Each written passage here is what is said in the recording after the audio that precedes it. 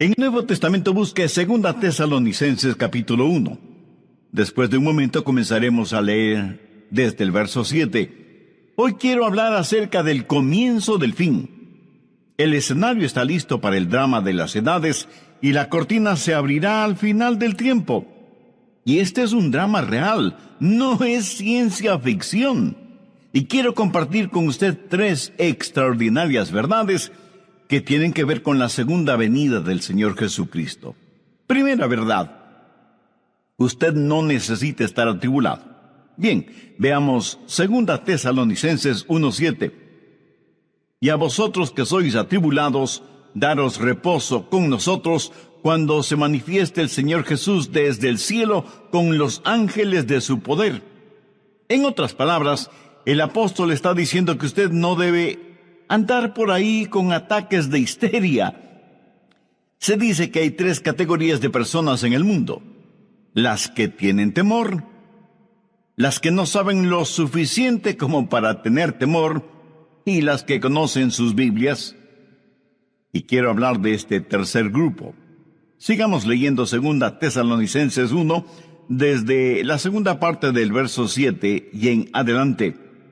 Cuando se manifieste el Señor Jesús desde el cielo con los ángeles de su poder, en llama de fuego, para dar retribución a los que no conocieron a Dios, ni obedecen el Evangelio de nuestro Señor Jesucristo, los cuales sufrirán pena de eterna perdición, excluidos de la presencia del Señor y de la gloria de su poder, cuando venga en aquel día para ser glorificado en sus santos y ser admirado en todos los que creyeron, por cuanto nuestro testimonio ha sido creído entre vosotros.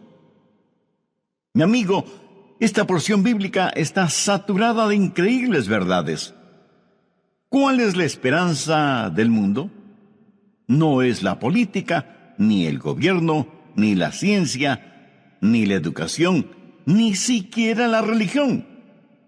Con todo mi corazón creo que la única esperanza para este mundo es la segunda venida del Señor Jesucristo. ¡Qué glorioso será el día de su segunda venida, cuando será coronado como Rey de Reyes y Señor de Señores! En la actualidad su señorío está encubierto. Más bien, yo diría que está siendo ignorado. Cuando Él vino la primera vez, vino como el humilde nazareno. Cuando venga por segunda vez, vendrá como Rey, como Señor. Y vendrá para ser glorificado y admirado por sus santos. Aquel que fue despreciado, ridiculizado, golpeado, flagelado, coronado con espinas, clavado en una cruz y enterrado en una tumba ajena, es el que vendrá por segunda vez. Y aunque su segunda venida será horrorosa para sus enemigos, será un día de gloria para sus hijos y sus hijas. Los santos de todas las edades, al pensar en su segunda venida, no dejaron de orar: ven pronto, Señor Jesús. En el verso 7 leemos: cuando se manifieste el Señor Jesucristo. Note que el apóstol no dice si es que, sino que dice ¿cuándo? No como pregunta, sino como confirmación. Ahora, ¿cuándo será eso? Jesús regresará en el momento preciso. La Biblia dice que Jesús vino la primera vez en el cumplimiento del tiempo. Ni un minuto antes, ni un minuto después. De la misma manera, su segunda venida será a tiempo. Busque Malaquías 4:2. Mas a vosotros los que teméis mi nombre, nacerá el sol de justicia, y en sus alas traerá salvación. Déjeme decirle algo acerca de este sol de justicia. Usted no puede ni acelerar ni detener la salida del sol, ¿verdad? Pues así será la segunda venida del Señor. No podemos ni acelerarla ni detenerla, pero un día Él vendrá nuevamente. Abrirá la cortina de la mañana y alumbrará al mundo con la adorada luz de su segunda venida. Piense conmigo en lo maravilloso de esa mañana. Mire el verso 10 de 2 Tesalonicenses 1. cuando venga en aquel día para ser glorificado en sus santos. La palabra glorificado en el original griego conlleva la idea de admiración, de asombro. Piense en lo que vamos a ver que causará nuestra admiración, nuestro asombro. Vamos a ver la realidad de su amor transformador. Aquellos que fueron necios y odiaron a Dios serán conquistados por su soberano amor. Aquellos que fueron ciegos espirituales, sus ojos serán abiertos al glorioso esplendor del Evangelio del Señor Jesucristo. Los que estaban esclavizados por los demonios de la lujuria sexual, o el licor, o las drogas, o lo que sea, serán liberados y justificados. Veremos a todos los santos de Dios resucitar con cuerpos glorificados, cuerpos como el del Señor Jesús. Y lo veremos como rey, como profeta, como sacerdote. Y no habrá vestigio de pecado en nosotros. De todas estas cosas nos admiraremos y asombraremos cuando Jesús venga por segunda vez. Pero no solo nos maravillaremos de su amor transformador, sino que también de su gracia salvadora. Pablo les dice a los tesalonicenses: cuando venga en aquel día para ser glorificado en sus santos y ser admirado en todos los que creyeron. ¿Qué es lo que nos capacita para ser arrebatados y transformados de esta manera? No por nada de bueno que hayamos hecho, sino como la Biblia lo dice tan sencilla pero sublimemente, por haber creído en el Señor Jesucristo. Su amor es el amor transformador que provocará nuestro asombro, y su gracia salvadora será motivo de nuestra alabanza. Ahora ponga su atención en la frase «en todos los que creyeron». Piensen en eso. Ninguno de ellos se perderá. Ningún hijo o hija de Dios se perderá. Cuando Jesús nos salva, Él nos guarda y protege. Jesús dijo: yo les doy vida eterna, y no perecerán jamás, ni nadie las arrebatará de mi mano. Y no debemos pensar solo en lo maravilloso de su venida, sino también en el testimonio de su venida. Pablo, al escribir a los hermanos en la iglesia de Tesalónica, les estaba dando su testimonio. Hermanos, aquel Jesús que vino, vendrá otra vez. Y ellos creyeron ese testimonio. Pero Pablo constantemente testificaba sobre la segunda venida del Señor.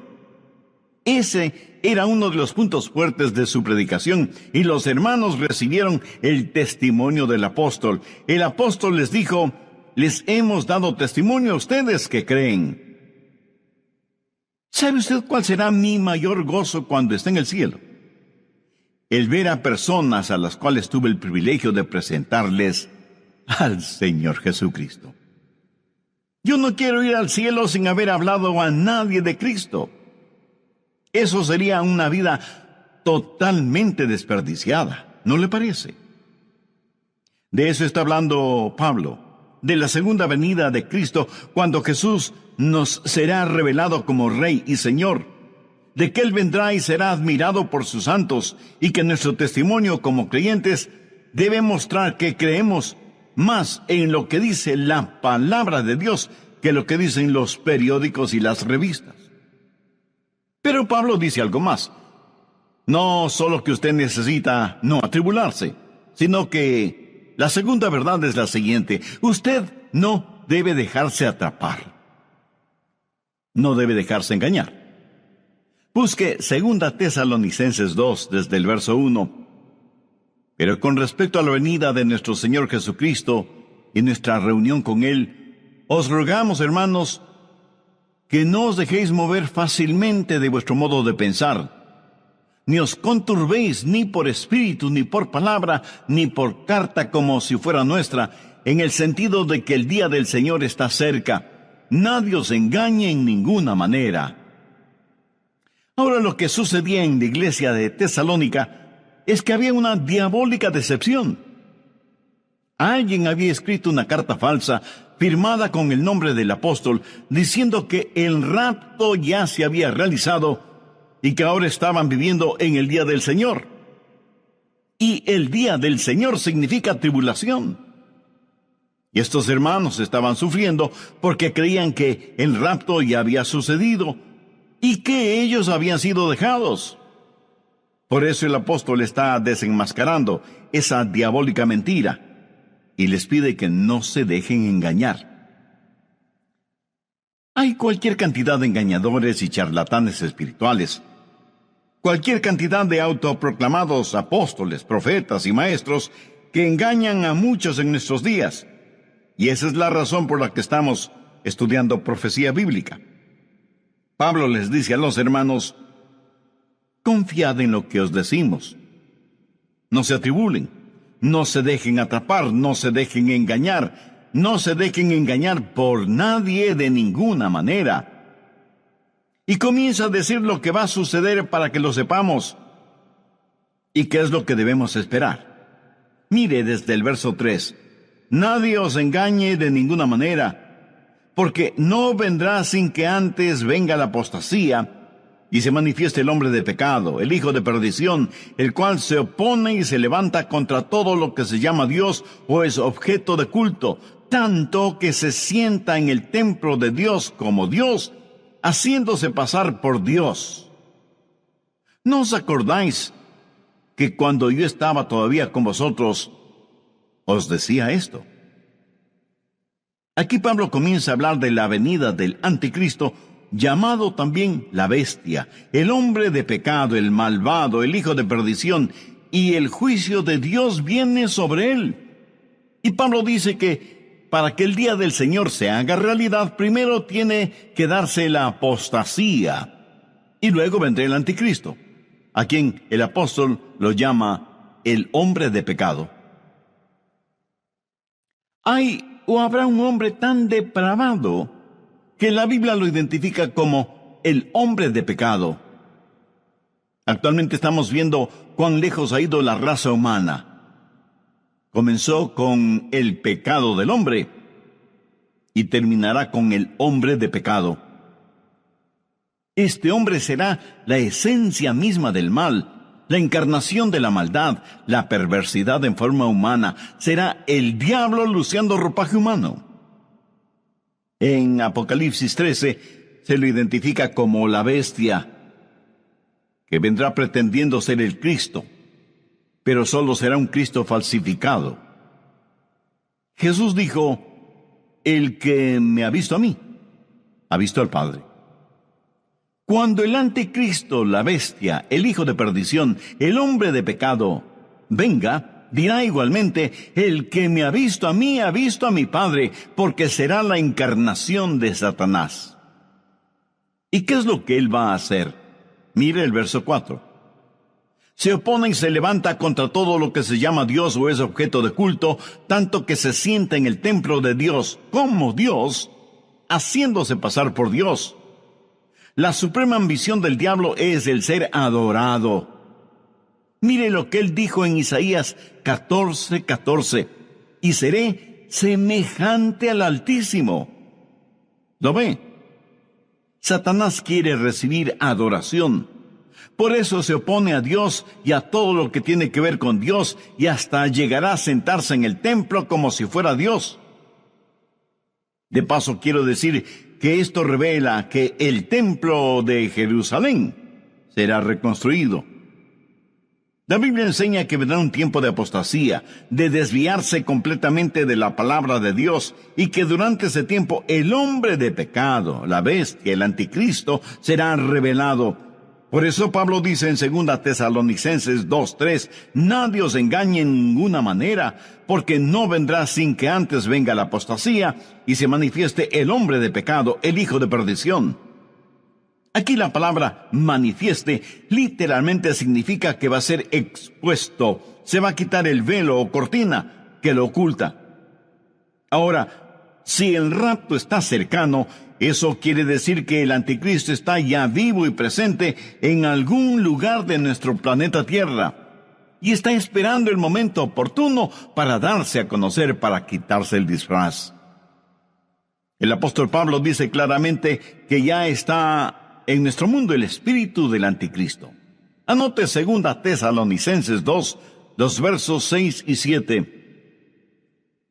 Y ahora vosotros sabéis lo que lo detiene, a fin de que a su debido tiempo se manifieste, porque ya está en acción el misterio de la iniquidad, solo que hay quien al presente lo detiene, hasta que él a su vez sea quitado de en medio. Aquí se habla del poder que restringe al diablo. Pablo dice que existe en el mundo un espíritu de iniquidad, y por eso es que la maldad es tan prevalente en nuestros días.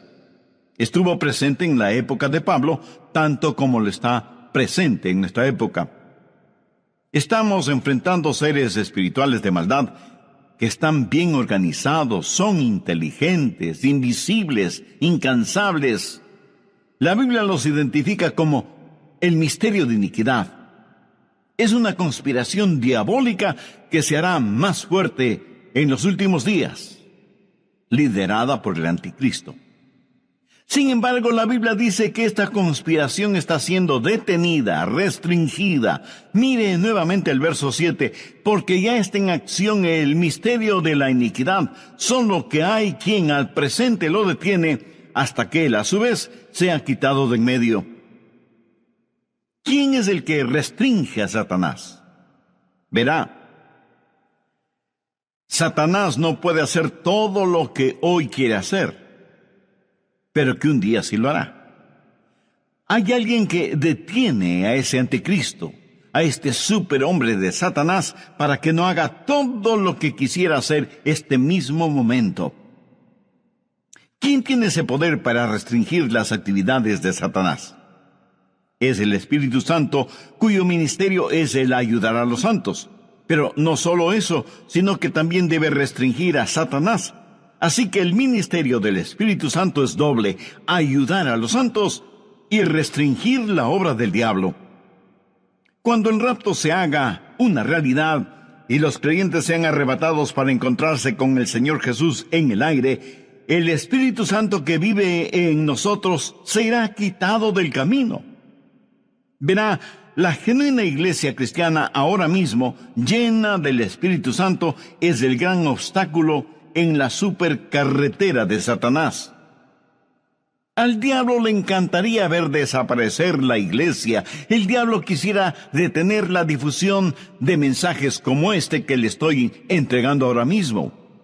Satanás estaría feliz si nosotros, hijos e hijas de Dios, juntamente con nuestras oraciones y el Espíritu Santo, no estuviéramos en su camino, porque le somos un impedimento para sus planes.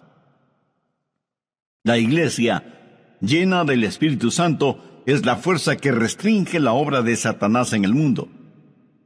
Y si usted cree con toda razón que hay extrema maldad en el mundo, imagínese lo que sería y lo que será cuando el Espíritu Santo y la iglesia sean quitados del mundo.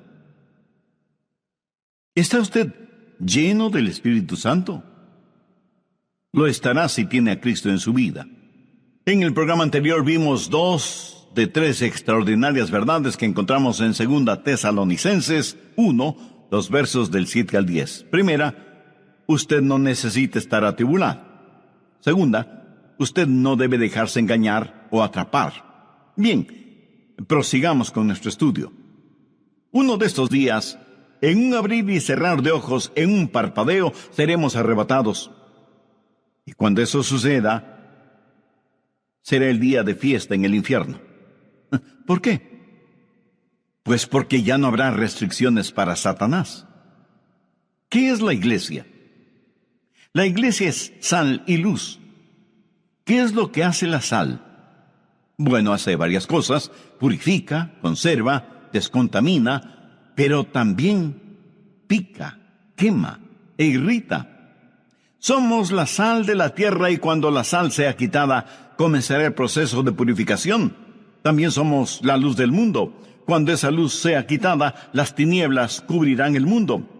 Y cuando el Espíritu Santo que mora en cada creyente, que forma el cuerpo de Cristo, que es la iglesia, sea quitado, en ese momento habrá fiesta en el infierno, porque ya no habrá quien restrinja sus actividades.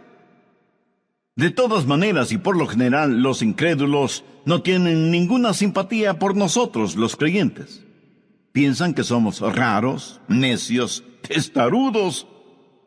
Piensan que impedimos el avance del progreso, que actuamos a la antigua frente a los avances de la sociedad moderna, que defendemos reglas éticas, morales y espirituales que ya son obsoletas, y así por el estilo. Por eso los incrédulos no tienen ninguna simpatía por nosotros, los creyentes en el Señor Jesucristo. Pero uno de estos días abandonaremos este planeta. Ya no estaremos aquí. Uno de estos días el Espíritu Santo dejará de ejercitar su poder para restringir, y entonces nada impedirá que el turbulento diluvio de la maldad cubra toda la tierra. Ese es el tiempo que la Biblia lo identifica como la gran tribulación. Pablo les dijo a los tesalonicenses que no deben sentirse atribulados, que confíen en sus enseñanzas y que el día del Señor estaba cerca. Pero también les pidió que no se dejen engañar con cartas falsas o por charlatanes que mentían acerca de la segunda venida del Señor, y que el tiempo de la tribulación todavía no había llegado. La tribulación tendrá lugar después del rapto de la iglesia, después de la apostasía, después de que se manifieste el hombre de pecado, el hijo de perdición, el anticristo. Cuando usted entienda lo que el anticristo puede hacer, y lo hará, dará gracias a Dios por el ministerio del Espíritu Santo que restringe la actividad diabólica. El anticristo será el diablo encarnado. Ahora escúcheme atentamente. El anticristo será un gran genio intelectual. Su autoridad será sobrecogedora. Su odio hacia quienes no están con él será extraordinario. Sus técnicas manipuladoras serán incomparables. Los hombres estarán listos a dar la vida por él. Las mujeres se desmayarán a sus pies y los niños pronunciarán su nombre como si fuera una alabanza. Y se presentará como un gran líder mundial. Él será parte del plan maestro de Satanás, que convertirá a este mundo en un enorme campo de concentración en donde los seres humanos, todos los seres humanos serán numerados. Este número, esta marca, será lo único que permitirá a hombres y mujeres el comprar o el vender. Él será el sumum de los Atilas, los Hitlers, los Stalins, los Idi Amins, los Saddam Husseins que han existido y que existirán. Piense, la maldad de todos ellos en un solo hombre.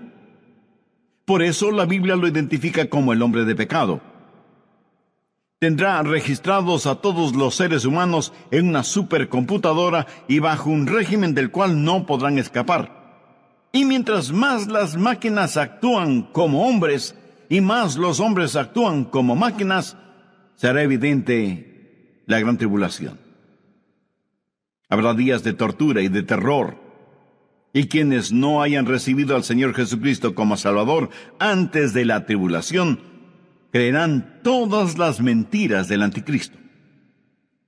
Veamos 2 Tesalonicenses 2, los versos 11 y 12. Por esto Dios les envía un poder engañoso para que crean la mentira, a fin de que sean condenados todos los que no creyeron a la verdad, sino que se complacieron en la injusticia. Resumamos un poco lo estudiado hasta este momento. Primero, usted no necesita estar atribulado. Segundo, usted no debe dejarse atrapar o engañar. Tercero, usted no debe abatirse o desanimarse. Mire lo que dice el verso 8.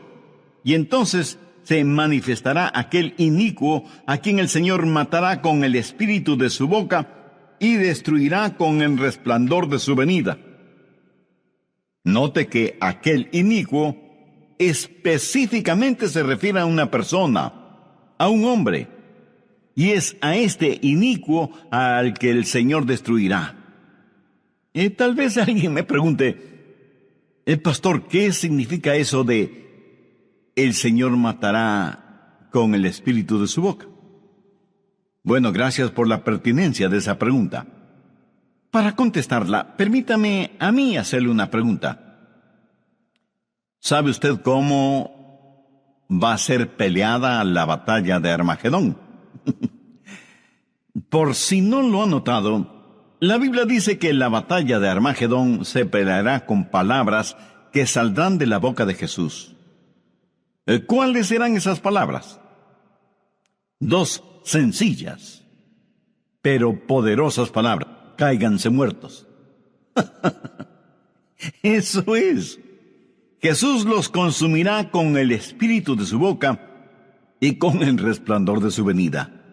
Amigo, amiga, lo que estoy tratando de decir es que usted no necesita estar atribulado, usted no necesita estar atrapado o engañado, usted no necesita ser abatido o desanimado. ¿Por qué?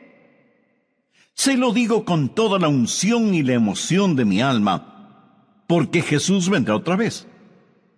Permítame repetirlo hasta que lo entienda muy bien. Jesús vendrá otra vez. También deseo que aprendan lo siguiente.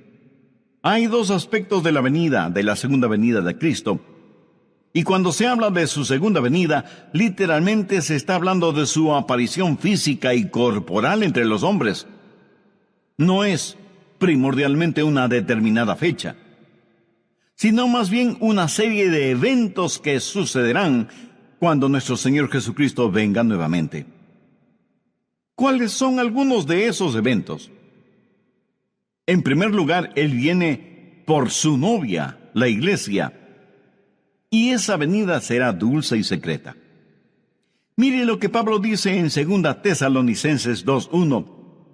Pero con respecto a la venida de nuestro Señor Jesucristo y nuestra reunión con Él, ¿cómo será su venida? Busque por favor 1 Tesalonicenses 4:16. Porque el Señor mismo, con voz de mando, con voz de arcángel y con trompeta de Dios, descenderá del cielo, y los muertos en Cristo resucitarán primero. Luego nosotros, los que vivimos, los que hayamos quedado, seremos arrebatados juntamente con ellos en las nubes para recibir en el aire, y así estaremos siempre con el Señor. Así que, primero Cristo viene por su novia, la iglesia. En segundo lugar, Cristo viene con su novia, la iglesia.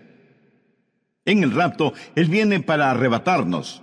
Luego, después de la tribulación, Él regresa a la tierra con su novia, la iglesia, para reinar y gobernar. Primero Él viene como novio a buscar a su novia, pero luego regresa como rey soberano a gobernar por 1000 años en la tierra. Serán 1000 años gloriosos de un reino de justicia y de equidad. Y lo que va a suceder será lo siguiente. El Señor Jesucristo destruirá al anticristo. Jesús vendrá en toda su majestad. El anticristo tiene un número, el 666, la marca de la bestia, y querrá que todos los seres humanos la tengan. Usted sabe que el número perfecto es el 7, y en ese sentido, el 777 es el número de Jesús. Ahora, teniendo esto en cuenta, note cómo voy a leer 2 Tesalonicenses 2:8. Entonces se manifestará aquel inicuo, o sea, el 666, a quien el Señor, o sea, el 777, matará con el espíritu de su boca y destruirá con el resplandor de su venida. ¿No le parece eso extraordinario? Cuando Jesús vino la primera vez, vino para sufrir, padecer y morir por nosotros. Cuando Él venga la segunda vez, vendrá para reinar en poder. Cuando vino la primera vez, le pusieron una corona de espinas. Cuando venga por segunda vez, lucirá su brillante corona de gloria. Cuando vino la primera vez, vino para morir en lugar de los pecadores. Cuando venga por segunda vez, será para ejecutar el juicio sobre los pecadores no salvos, porque Jesús es tanto Salvador como juez. Él mismo dijo, el Padre a nadie juzga, sino que todo el juicio dio al Hijo. La primera vez que vino para buscar y salvar aquello que se había perdido. Cuando regrese, de acuerdo a lo que la Biblia dice, vendrá como llama de fuego para dar retribución a los que no conocieron a Dios ni obedecen el Evangelio de nuestro Señor Jesucristo. Cuando Jesús vino por primera vez, vino en forma absolutamente humilde. Y aun cuando entró triunfalmente en Jerusalén, lo hizo montado en un burro. Pero la próxima vez que venga, será en poder y gloria. La primera vez los hombres le rechazaron, pero la segunda vez se cumplirá lo que ya está escrito. Vivo yo, dice el Señor, que ante mí se doblará toda rodilla y toda lengua confesará a Dios. ¿Qué hemos aprendido de las Escrituras hoy? Espero que por lo menos 3 cosas. No necesitamos estar atribulados, ni atrapados, ni abatidos. Ahora escúcheme. Si yo no conociera la Biblia, si no supiera nada de profecía bíblica, si no entendiera quién es Jesús y cuál es el plan de Dios para nosotros, le puedo asegurar que sería el pesimista más grande del mundo. Este mundo es como una tragedia escrita por Shakespeare o Cervantes. Tragedias en las cuales uno solo es el espectador, porque nada puede hacer, y menos sin Cristo. Pero así es el mundo en que vivimos. Por eso digo que si no fuera por la realidad de Cristo, por la seguridad de su palabra, por el fiel cumplimiento de las profecías, si no fuera por esas cosas, yo sería el campeón de los pesimistas. Pero no. Escúcheme, soy un convencido optimista. Sé que el Cristo que vino la primera vez regresará. Busque Hechos 1:11. Este mismo Jesús que ha sido tomado de vosotros al cielo, así vendrá como le habéis visto ir al cielo. Ahora, ¿qué significa todo esto para nosotros? Significa que estamos en los gloriosos días, que son los del principio del fin. Y necesitamos dar el siguiente paso. Mis amigos, estos no son días para aletargarnos, o para retroceder, o para callarnos, hasta que el rapto llegue y seamos arrebatados. Debemos pelear nuestra batalla hasta el límite. Yo quiero dejar este mundo como un cristiano maduro. Quiero ser mañana un mejor cristiano de lo que soy hoy. Quiero amar al Señor Jesucristo cada día más y anhelo crecer en la gracia y el conocimiento de nuestro Salvador. ¿Y qué de usted? Quiero, como el apóstol Pablo, llegar al final de mi vida y poder decir: he peleado la buena batalla, he acabado la carrera, he guardado la fe. Por lo demás me está guardada la corona de justicia, la cual me dará el Señor juez justo en aquel día, y no solo a mí, sino también a todos los que aman su venida. ¿Lo notó? El gran apóstol Pablo, al final de su vida, dijo que continuaba subiendo y subiendo. ¿Qué significa esto? Que hay un factor de intercesión. Si Jesús regresa, debemos estar orando por los nuestros que aún no conocen al Señor como Salvador. Debemos alcanzar a cuantos podamos y prepararles para el rapto. Debemos ganar almas para Cristo. Así que no tenemos solo un factor de intercesión, sino también el factor de ganar almas, de decirle a la gente acerca de Jesús. Debemos tener compasión por las almas que se pierden sin Jesucristo, así como también Él tuvo compasión por nosotros. Y hay además el factor preparación. Usted debe sumergirse en las verdades de la Biblia. Este mundo es tan vil y corrompido, y usted necesita defender y enseñar a sus hijos, a sus nietos. Atesore las profecías bíblicas en su corazón y compártalas en su hogar con sus seres amados, y afuera con los vecinos, y en la oficina con sus amigos. Prepárelos para lo que vendrá sobre este asunto. Yo siento verdadera pena por aquellos que no quieren entender las cosas de Dios y que por lo tanto no tienen un fundamento, una roca sólida en la cual afirmarse durante estos tiempos peligrosos que vivimos.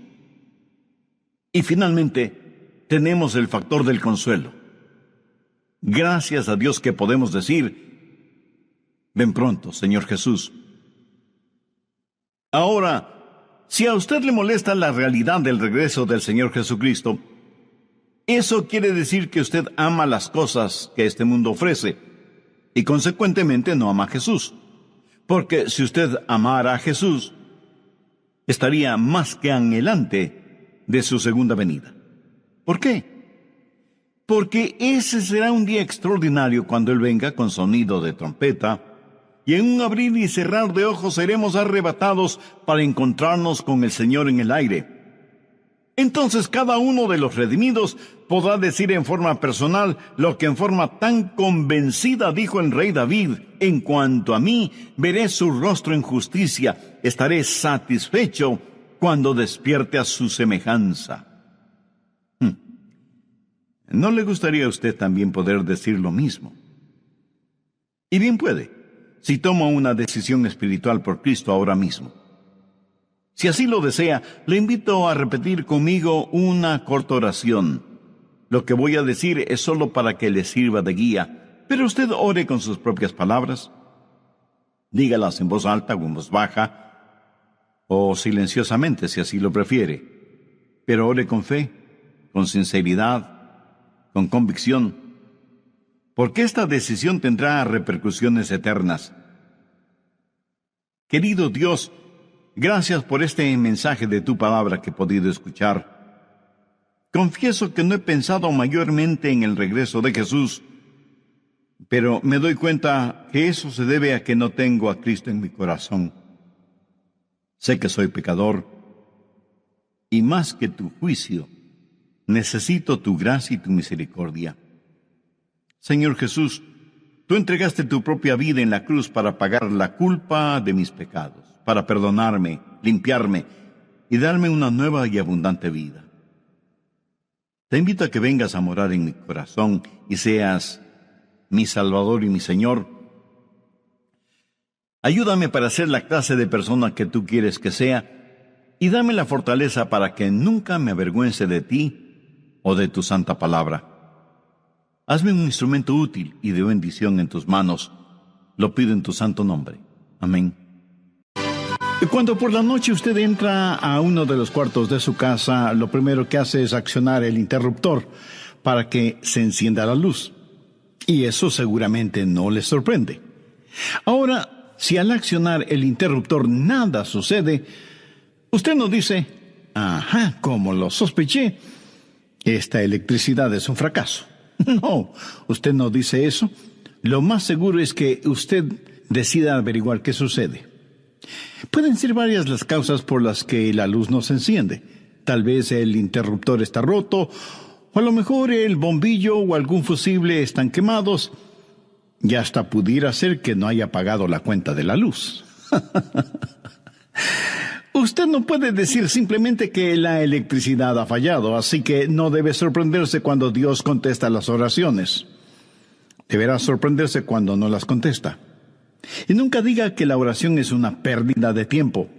Usted puede decir: algo no está bien.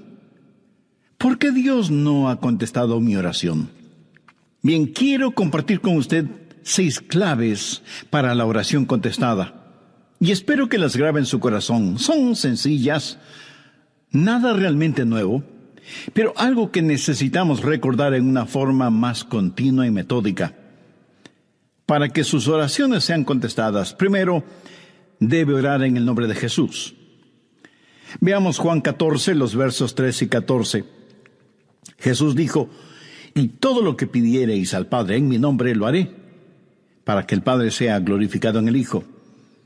Dios quiere glorificar a su Hijo, el Señor Jesucristo, y esa es la razón por la que debemos orar en su nombre. Y Jesús ratifica esa realidad al decir: si algo pidiereis en mi nombre, yo lo haré. Ahora vayamos al capítulo 16, versos 23 y 24, en donde Jesús hace énfasis en el mismo asunto. En aquel día no me preguntaréis nada.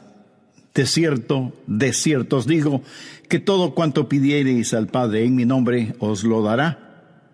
Hasta ahora nada habéis pedido en mi nombre. Pedid y recibiréis, para que vuestro gozo sea cumplido. Muéstreme una persona cuyas oraciones le son contestadas, y de seguro que esa persona está llena de gozo. Jesús también dijo en Juan 14:6, yo soy el camino y la verdad y la vida. Nadie viene al Padre sino por mí. Y esa es la verdad en cuanto a la oración.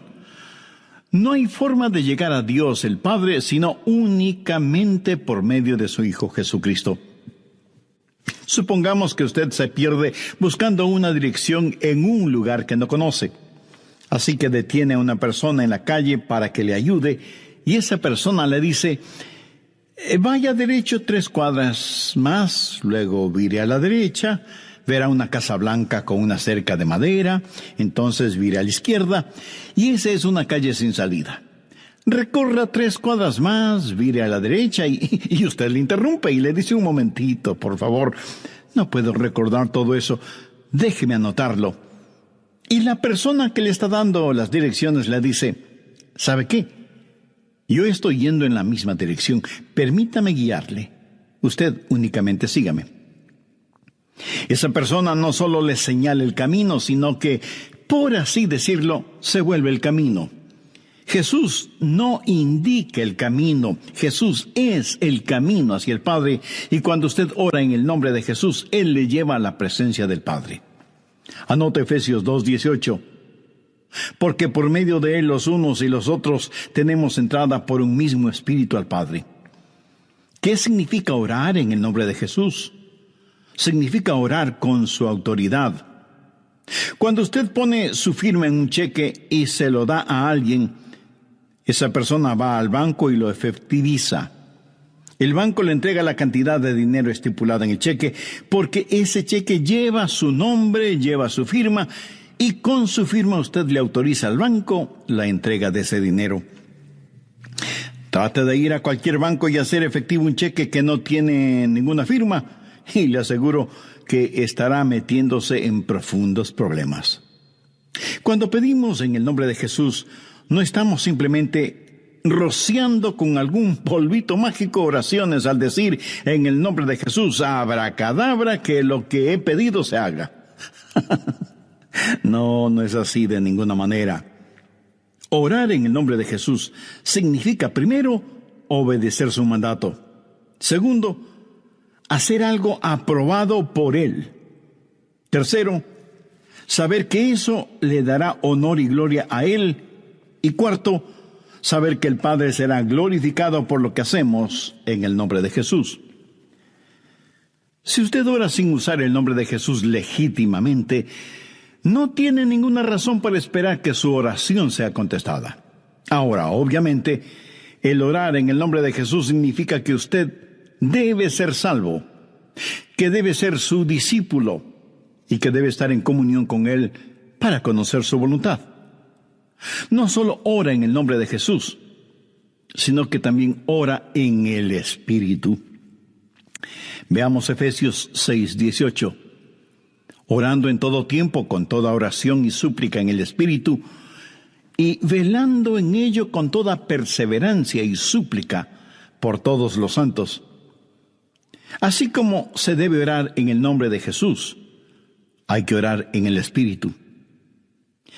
Casi al final del Antiguo Testamento hay un versículo muy interesante.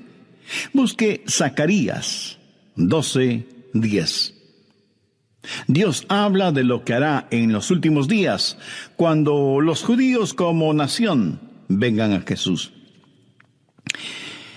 Y derramaré sobre la casa de David y sobre los moradores de Jerusalén espíritu de gracia y oración, y mirarán a mí, a quien traspasaron, y llorarán como se llora por hijo unigénito, afligiéndose por él como quien se aflige por el primogénito.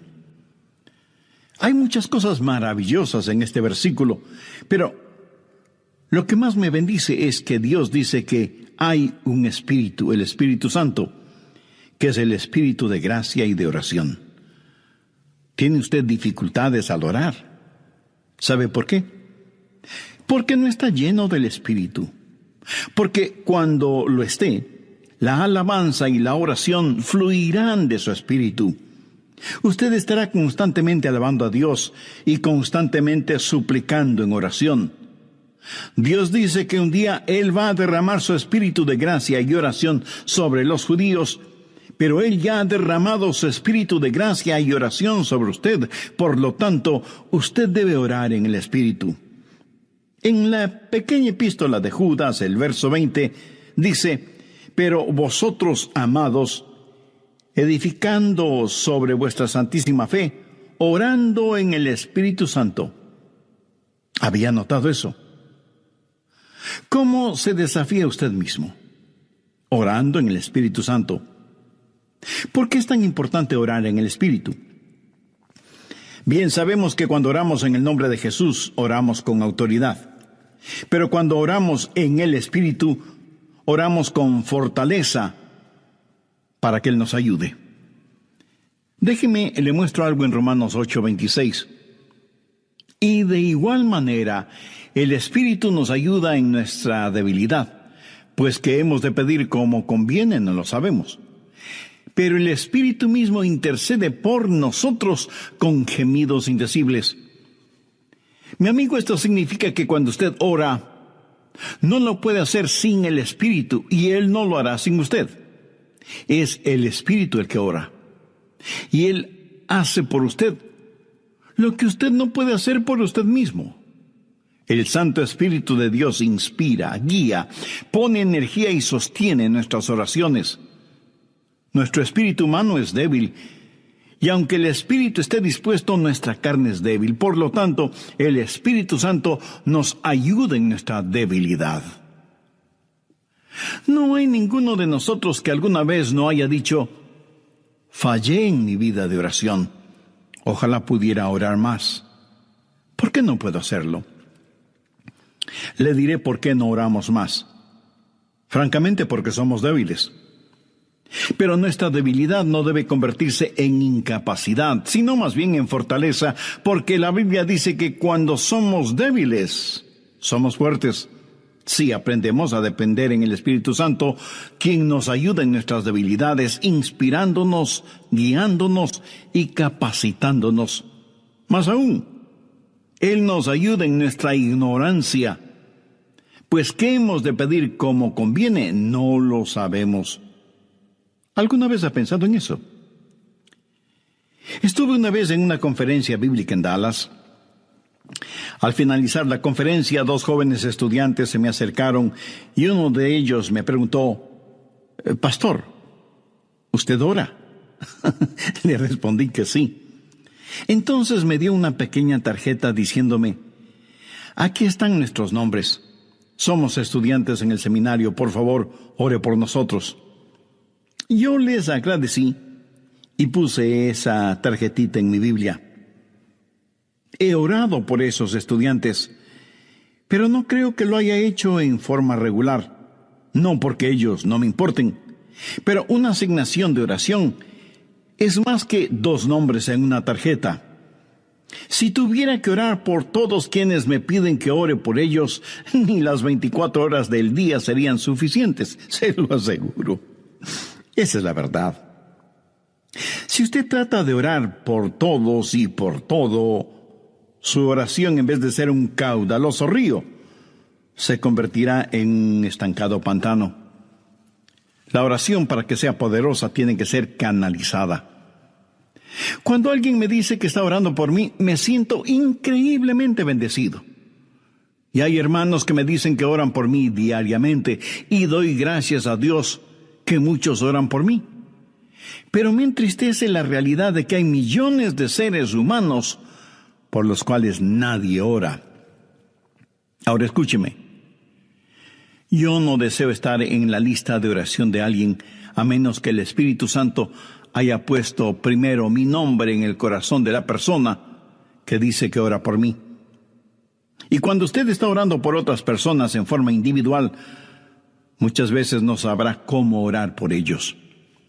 Por ejemplo, su tía Rosita está enferma y usted ora: Señor, restaura la salud de tía Rosita. ¿Cómo sabe que Dios no está preparando a tía Rosita para llevársela al cielo? Y usted ora para que tía Rosita todavía se quede en la tierra, mientras que, de acuerdo a Juan 17:24, Jesús ora y dice: Padre, aquellos que me has dado, quiero que estén donde yo estoy. ¿Dónde está Jesús? En el cielo. ¿Dónde está la tía Rosita? Todavía en la tierra. En las reuniones de oración, más se ora para que la gente sea sanada que lo que se ora para que la gente sea salvada. Parece que estamos más interesados en mantener a los salvos fuera del cielo que a los perdidos fuera del infierno. No sabemos orar como debemos orar. Cuando Saulo perseguía a los seguidores de Cristo, antes de que fuera el apóstol Pablo, me pregunto, ¿qué oraba la iglesia en relación con Saulo?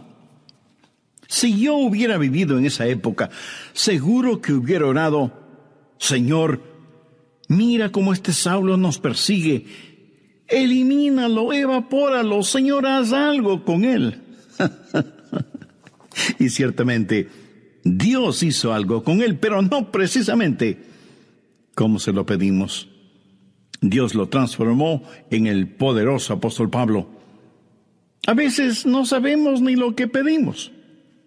Por eso el Espíritu Santo, que intercede por nosotros, dice: Señor, esto es lo que Adrián está pidiendo, pero esto es lo que en realidad necesita.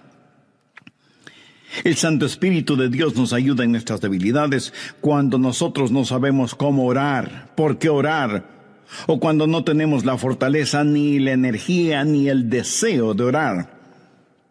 E intercede con nosotros, como la Biblia lo dice en Romanos 6:26, pero el Espíritu mismo intercede por nosotros con gemidos indecibles. Ni usted ni yo, nadie puede orar como el Espíritu Santo puede hacerlo. Y la expresión gemidos indecibles era utilizada para describir los dolores de una mujer dando a luz. Eso, mi amigo, es orar en el Espíritu. Intercede por nosotros con gemidos indecibles, porque muchas veces nosotros no sabemos qué pedir.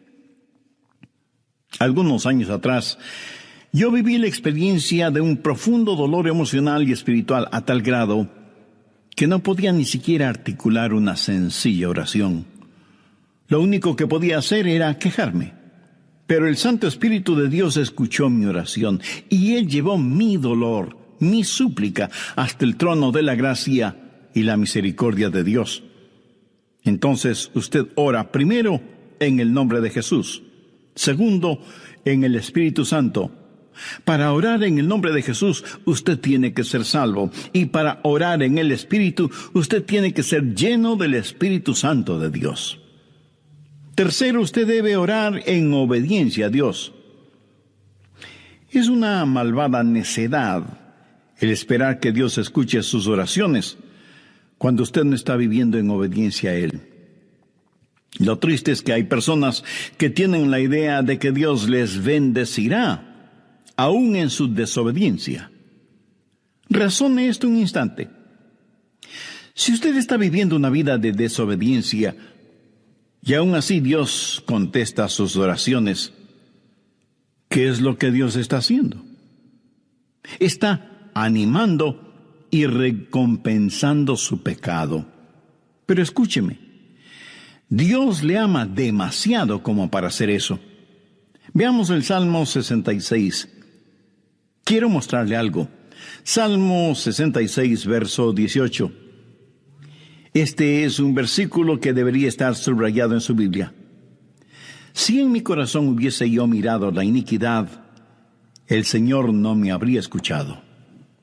Ahí lo tiene, en blanco y negro y bien impreso.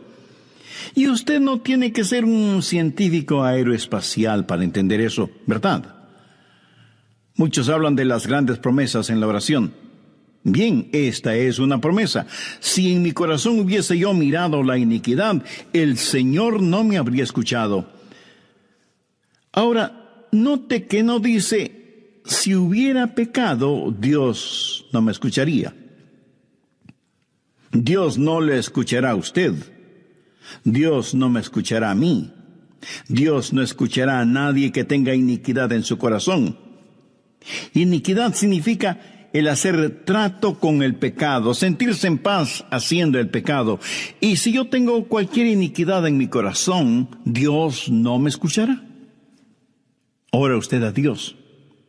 Si tiene algún pecado en su corazón, ¿cómo puede esperar que Dios le escuche? Para que Dios le escuche, usted tiene que arrepentirse de sus pecados y tener a Jesús como su Salvador y Señor. De vez en cuando alguien me dice, pastor, Dios me ha dado la habilidad de decir hermosas oraciones.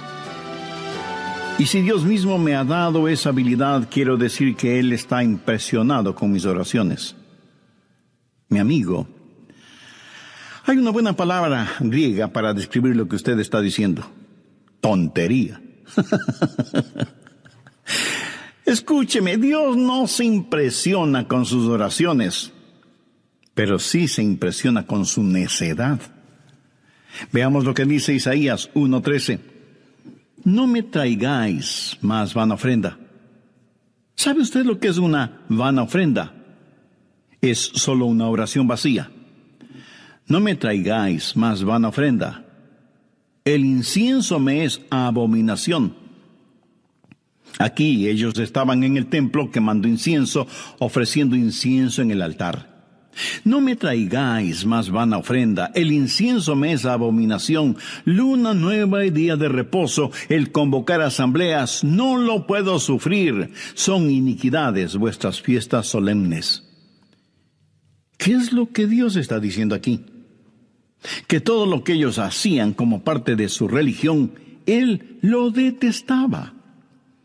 Y en Isaías 1, los versos del 15 al 17, leemos: Cuando extendáis vuestras manos, yo esconderé de vosotros mis ojos. Asimismo, cuando multipliquéis la oración, yo no oiré. Llenan están de sangre vuestras manos, lavaos y limpiaos, quitad la iniquidad de vuestras obras de delante de mis ojos, dejad de hacer lo malo, aprended a hacer el bien, buscad el juicio, restituid al agraviado, haced justicia al huérfano, amparad a la viuda. Veamos ahora Isaías 59:1. He aquí que no se ha cortado la mano de Jehová para salvar, ni se ha agravado su oído para oír. Dios no se ha vuelto manco ni sordo, pero vuestras iniquidades han hecho división entre vosotros y vuestro Dios, y vuestros pecados han hecho ocultar de vosotros su rostro para no oír. ¿Ha leído alguna vez algo del libro de Esdras? Vayamos al capítulo 9, verso 6. Esdras está orando y dice: Dios mío, confuso y avergonzado estoy para levantar, oh Dios mío, mi rostro a ti, porque nuestras iniquidades se han multiplicado sobre nuestra cabeza y nuestros delitos han crecido hasta el cielo. Mi amigo, debemos orar en obediencia. Para resumir un poco todo esto, vamos a la primera epístola de Juan. No el Evangelio de Juan, sino la primera epístola de Juan, capítulo 3, verso 22. Y cualquier cosa que pidiéramos, la recibiremos de Él, porque guardamos sus mandamientos y hacemos las cosas que son agradables delante de Él. Los rebeldes jamás verán sus oraciones contestadas. Déjeme retroceder un poco las páginas de la historia. ¿Recuerda cuando Israel había conquistado Jericó? Y tuvieron que pelear contra un pequeño pueblito.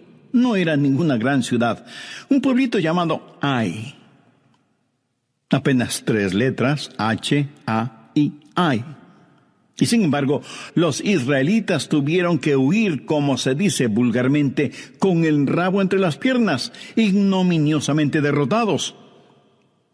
Y Josué tiene que ir y postrarse delante de Dios y preguntarle, ¿cómo pudo permitir que tal cosa sucediera? Mire lo que le contestó Dios en Josué 7, los versos 10 y 11. Y Jehová dijo a Josué, levántate. ¿Por qué te postras así sobre tu rostro? Israel ha pecado. ¿Qué está diciendo? Josué, hijo mío, ¿por qué me estás orando? No puedes utilizar tus oraciones como una cortina de humo para ocultar el pecado que hay en medio del pueblo. Enfrenta y elimina ese pecado, y entonces oiré tus oraciones. Cuarto, usted debe orar en la voluntad de Dios. No solo conocer a Jesús, no solo ser lleno del Espíritu, no solo obedecer los mandamientos, pero aún habiendo hecho todo esto, todo lo que usted desea no es necesariamente la voluntad de Dios para usted. Anote 1 de Juan 5, versos 14-15. Y esta es la confianza que tenemos en Él, que si pedimos alguna cosa conforme a su voluntad, Él nos oye. Y si sabemos que Él nos oye en cualquier cosa que pidamos, sabemos que tenemos las peticiones que le hayamos hecho. Orar en la voluntad de Dios. Y usted no encuentra la voluntad de Dios simplemente por adivinación. Pastor, ¿cómo voy a conocer la voluntad de Dios? Bien, permítame hacerle una pregunta. ¿Quiere en realidad saberlo? Y usted me responde, bueno, no sé si quiera saberlo o no. Entonces le haré otra pregunta. ¿Quiere hacer la voluntad de Dios? Y usted me responde, sí, claro que sí. ¿La quiere hacer realmente? Quiero decir, si Dios le dijera este mismo momento, hay algo que deseo que hagas, ¿lo haría? ¿Sabe usted cuál sería la primera pregunta debido a nuestra naturaleza humana? ¿Qué es, Señor? Esa no debería ser la primera pregunta o la primera respuesta. Usted no puede contestar una pregunta con otra pregunta. Usted debe contestar esa pregunta con una afirmación. Adrián, hay algo que quiero que hagas. ¿Lo harás? Yo debo contestar, sí, Señor, lo haré. ¿Qué es lo que quieres que haga? Mira, la manera de conocer la voluntad de Dios no es sabiendo lo que es, sino comprometiéndose a hacerla aún antes de saber lo que es. Eso es confianza. Sencillamente diga, Señor, estoy listo y haré lo que quiera que tú quieras que haga. Y aunque esa frase pueda trabar nuestra lengua, destraba nuestra capacidad de obediencia. Debo admitir que muchos tienen temor de la voluntad de Dios. De alguna manera se les ha metido la idea en la cabeza de que si se prestan para servicio bajo la voluntad de Dios, van a terminar como misioneros en el país de sal si puedes, viviendo en una choza con piso de tierra, comiendo carne de serpiente o quién sabe qué otros exóticos alimentos. ¿Sabe qué? Pudiera ser que así suceda. La forma de conocer la voluntad de Dios es aceptando la voluntad de Dios antes de conocer cuál es la voluntad de Dios. Y aunque suena complicado lingüísticamente, espiritualmente no lo es. Pero usted me dice, pastor, quiero más detalles. Muy bien, le voy a dar más detalles. La voluntad de Dios es buena, perfecta y aceptable. Y si piensa que esto lo digo porque soy muy inteligente, pues siento desilusionarle. Veamos qué dice Romanos 12, versos 1 y 2. Así que, hermanos, os ruego por las misericordias de Dios, que presentéis vuestros cuerpos en sacrificio vivo, santo, agradable a Dios, que es vuestro culto racional. No os conforméis a este siglo, sino transformaos por medio de la renovación de vuestro entendimiento, para que comprobéis cuál sea la voluntad de Dios, agradable y perfecta. Usted no necesita saber nada más que esto. La voluntad de Dios es buena, agradable y perfecta. Preséntese usted mismo como un sacrificio vivo y santo delante de Dios. Y usted, sin ninguna sombra de duda, conocerá y comprobará que la voluntad de Dios es siempre buena, agradable y perfecta. La oración no es para manipular la voluntad de Dios, para que se amolde a la suya. Es descubrir la voluntad de Dios y meterse de cabeza en ella. Pero escúcheme con atención. En última instancia, usted no encuentra la voluntad de Dios. La voluntad de Dios lo encuentra usted. Cuando su corazón está bien con Dios, usted presenta su cuerpo como un sacrificio vivo y rehúsa el ser amoldado por el sistema y los valores del mundo, para más bien ser transformado, renovado en su mente y empezar a pensar los pensamientos de Cristo y, por lo tanto, tener la capacidad de orar en la voluntad de Dios. Quinto, orar en comunión con los creyentes.